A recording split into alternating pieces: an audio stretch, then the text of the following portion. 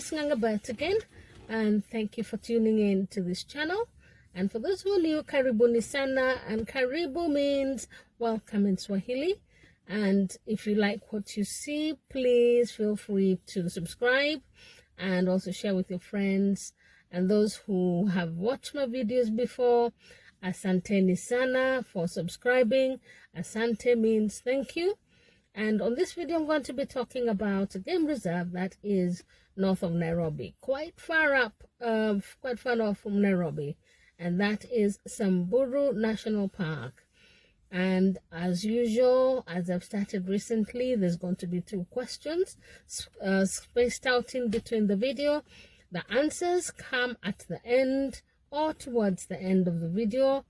And if you like what you see, please drop me a comment below. And also, I'm going to include a phrase or 2 in Swahili, and the translation, I'll be sharing phrases that you can commonly use while you're in Kenya. Asante sana and karibuni. This is Samburu National Reserve. The Samburu National Reserve is a game reserve on the banks of the Iwasongiro River in Kenya. On the other side of the river is the Buffalo Springs National Reserve. The park is 165 kilometers square in size and is situated 350 kilometers from Nairobi. It ranges in altitude from 800 to 1,230 meters above sea level. Geographically, it is located in Samburu County. In the middle of the reserve, the Iwasongiro flows through duum palm groves and thick riverine forests. It provides water without which the game in this arid region could not survive.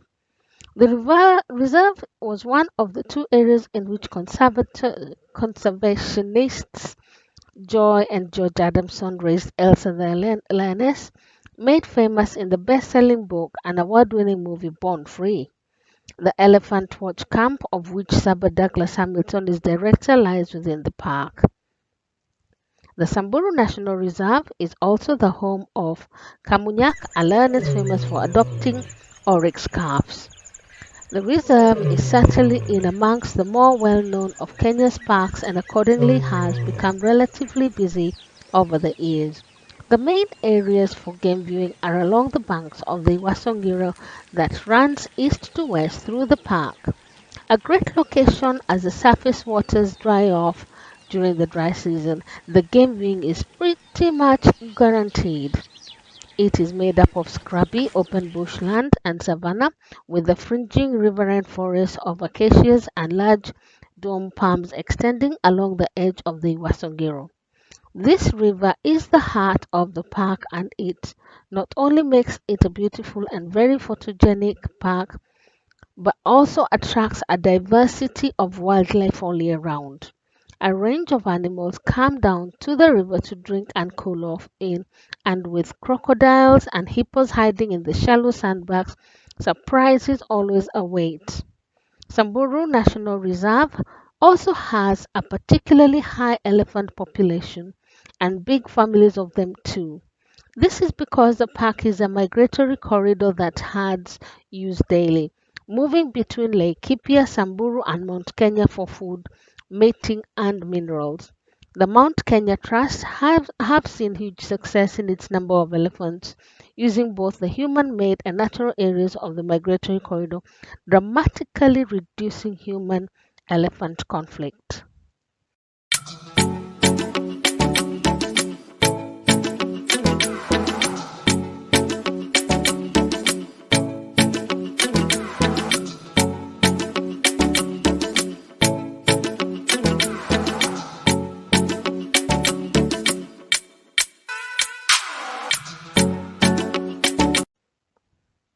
I will now show you a small handful selection of the lodges and camps in Samburu that we recommend.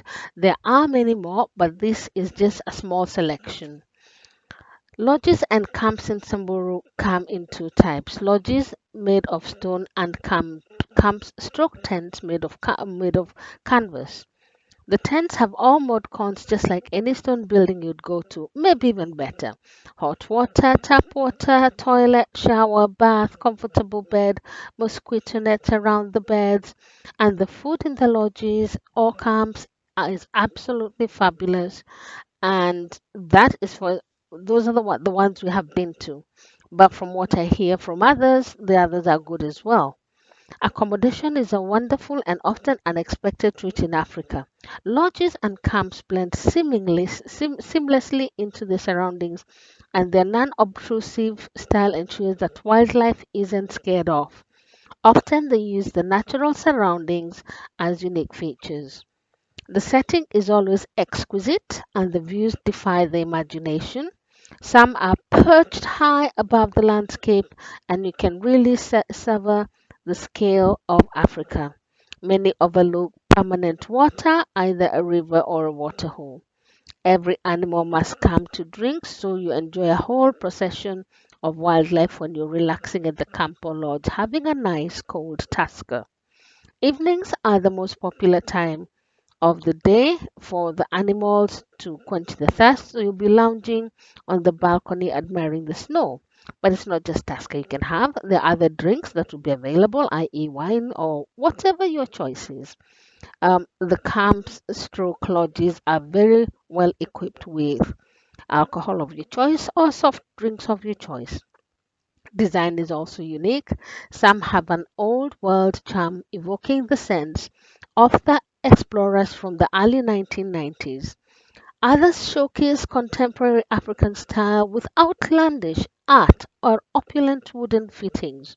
At certain camps, you have a Maasai or Samburu warrior accompanying you when you're walking around the open grounds, while at others, there are massage therapists waiting to knead out any travel aches you might have.